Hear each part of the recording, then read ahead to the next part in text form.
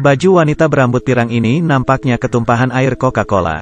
Sekilas bentuk tubuhnya lumayan sempurna. Namun mobil wanita itu mogok di tengah jalan. Ia pun mengganti baju di pinggir jalan. Tiba-tiba muncul seorang lelaki.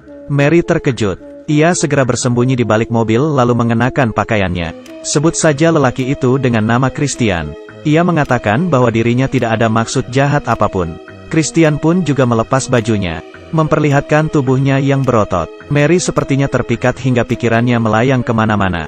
Christian adalah seorang montir profesional.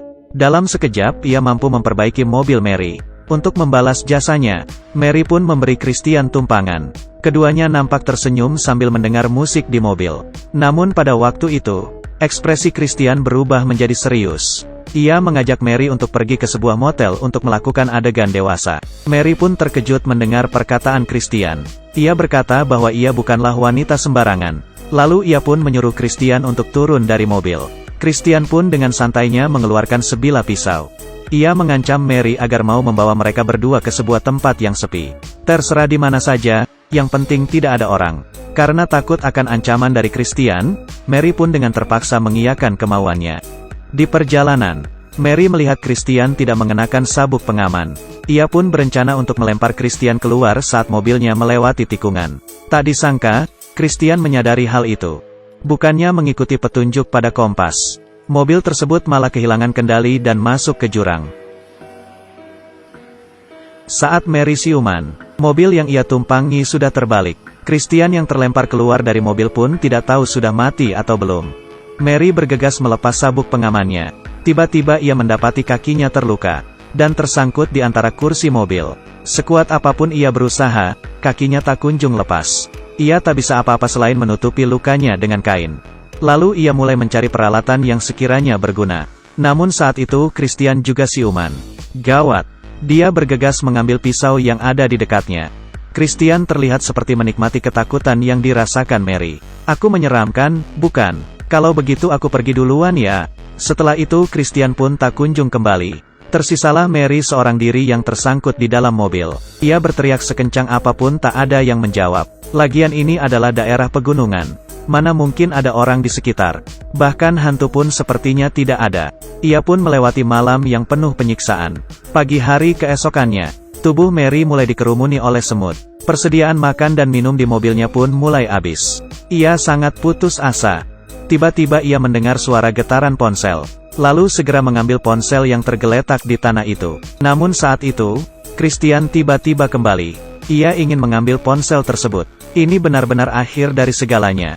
Sejak itu, setiap hari Christian pergi mendatangi Mary. Ia dengan santainya makan dan minum di depan Mary. Perlahan menyiksa mentalnya. Mary sadar hanya Christian yang bisa menyelamatkannya. Ia pun terpaksa mengiyakan kemauan Christian lagi. Dengan harapan Christian bisa membantunya terbebas dari sana. Jangan tanya saya gaya apa yang akan mereka pilih. Aku pun tak tahu. Namun yang membuatnya terkejut adalah, Christian si pria keparat itu meninggalkan sebilah patahan gergaji. Lalu dirinya pun menghilang. Benar-benar barang ampas. Mary pun mengambil gergaji itu dan mulai memotong kursinya. Namun saat memotong, malah gergajinya yang patah. Kualitas yang benar-benar buruk. Tentu saja bukan buatan China. Ia pun mulai mengarahkan gergaji itu ke kakinya sendiri. Hatinya berusaha menahan rasa sakit. Namun akhirnya ia menyerah. Tengah malam, seekor tikus masuk ke dalam mobil. Mary sangat ketakutan. Lalu bergegas mengambil pisau dan mencincang tikus itu dengan brutal. Sudah 2 hari ia tidak makan. Dan di depannya sekarang terdapat bangkai tikus yang segar. Nampaknya aku tidak perlu memberitahu kelanjutannya. Setelah urusan makanan beres, sekarang ia mulai kekurangan air. Tak tahu harus berbuat apa, ia pun memasukkan botol minum ke dalam celananya. Melihat air seninya yang kekuningan, sambil menggoyangkan lidah, baru saja minum 1 tegukan, ia pun langsung memuntahkannya. Tubuhnya pun mulai mengalami sedikit peradangan.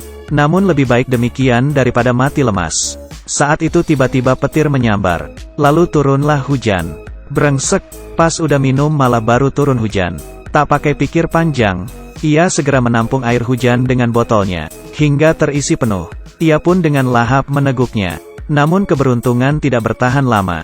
Hujan semakin deras. Air hujan pun perlahan masuk ke mobil. Mary sadar dirinya akan tenggelam jika tidak segera beranjak. Demi menyelamatkan hidup, ia mengambil gergaji itu kembali, lalu mulai memotong kakinya sendiri. Ia mengerang kesakitan, dan tangannya terus bergerak. Namun yang membuatnya tak habis pikir lagi. Kakinya pun tak kunjung terpotong. Air hujan pun membawa mobilnya masuk ke sebuah sungai. Kakinya yang terjepit pun akhirnya bisa lepas.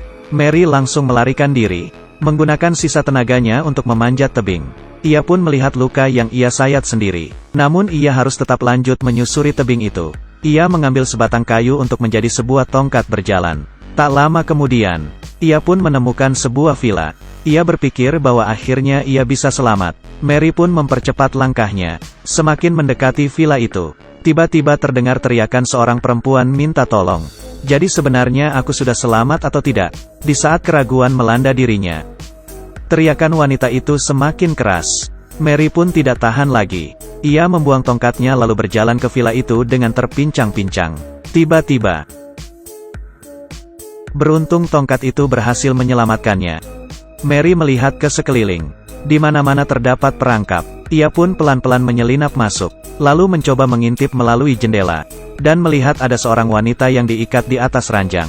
Sementara itu, Christian tengah menyiksa seorang pria, yang ternyata merupakan seorang polisi. Christian pun menyalakan mesin bornya. Mary benar-benar ketakutan, lalu menutup mulutnya rapat-rapat. Saat Christian sedang menuju loteng, Mary pun diam-diam masuk ke dalam villa itu. Di dalam ternyata ada 2 buah mayat lagi. Ia diam-diam mencuri pistol milik sang polisi. Kemudian masuk ke dalam kamar si wanita, lalu menyelamatkannya. Namun saat itu Christian masuk kembali ke kamar. Mary buru-buru bersembunyi di balik pintu. Selagi Christian sedang bersiap-siap untuk menikmati malamnya, Mary pun muncul dari balik pintu. Lepaskan dia, keparat. Jika kau bergerak, maka kau akan mati. Christian tentu saja tidak ingin mati. Keduanya pun saling bertarung. Wanita yang satunya pun juga memukuli Christian. Mary menggunakan wanita itu sebagai mesin pembunuhnya. Ia gigit tangannya, lalu menangkapnya. Namun tenaga pria memang jauh lebih besar dari wanita. Kedua tenaga mereka tentu saja tidak cukup. Mereka pun akhirnya terjatuh. Saat itu juga, Mary menendang kuat-kuat selangkangan Christian, lalu mencakarnya. Jurus ini seperti yang banyak tertulis di dalam buku. Christian pun terkapar. Mary pun bergegas bersembunyi di loteng. Selagi Christian tidak menyadarinya, ia pun diam-diam menyerang Christian dari belakang, lalu mendorongnya hingga terjatuh. Kaki Christian pun terjepit oleh perangkap-perangkap di bawah sana. Mary pun tidak langsung membunuhnya, namun ia memberi Christian sebilah pisau. Tentu saja itu hanyalah hinaan. Akhirnya, Mary dan wanita itu pun berhasil terbebas dari sana. Film pun berakhir sampai di sini.